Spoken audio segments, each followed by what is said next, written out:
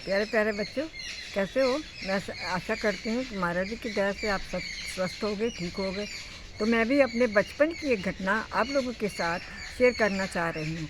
जब मैं तुम आन लोग की उम्र की थी तो मैं अपने मम्मी पापा के साथ सावन आश्रम में महाराज जी के सत्संग सुनने व दर्शन करने के लिए जाती थी। तो उस समय मेरा सौभाग्य है कि उस समय वो गेस्ट हाउस बन रहा था। आप लोगों ने देखा ही होगा, जो महाराज जी की कोठी के पास है गेस्ट हाउस बना हुआ है, वो बन रहा था उस समय। आजकल भी हम लोग जाते हैं तो बाहर से जो संगत आती है तो उसी में ठहरती है। तो वहाँ सारी संगत सेवा कर रही थी, कोई ईंटें ढो रहा है, कोई गारा ढो रहा है। तो मेरे को मन में भी आया कि मैं भी करूं, पर मेरे को लगा कि मेरे से पता नहीं होगा कि नहीं होगा, इतनी भारी भारी ईंटें कैसे उठाऊंगी। पर मैंने एक दिन हिम्मत करके मैं ईंटें उठाने गई, गारा भी उठाया सर पर, मैं ईंटें भी ढोई। तो मुझे बहुत थकावट ऐसी लगी, पर मैंने सोचा कि अब मैं क्या करूं, मेरे से तो सेवा नहीं हो सकती है।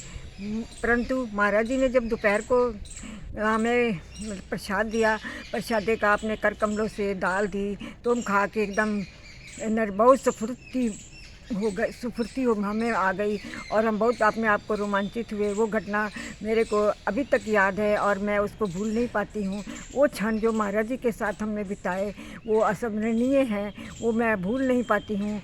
तो उस दिन से मैंने सेवा करनी शुरू की। मैं रात भर भी सेवा करती थी, प्रसादें बनाती थी और गेस्ट हाउस में सेवा करती थी, तो मुझे कोई थकावट नहीं होती थी।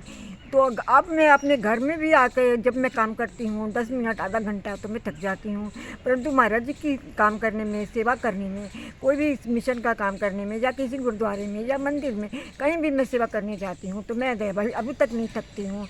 तो मुझे ये प्रेरणा मिली कि भाई सेवा करनी चाहिए। सेवा हम खुद नहीं करते हैं, वो महाराज जी खुद हमसे सेवा लेते हैं, वही करते हैं, हमारा काम वही करते हैं, केवल हमारा तो केवल हाथ चलते हैं। तो मैं आप लोगों को भी यही कहना चाहूँगी कि भाई आप सेवा करो तो आपका नहीं थकोगे। और ये मेरा अपना निज का एक्सपीरियंस है जो मैंने आपके साथ शेयर किया। Thank you Maharaj ji.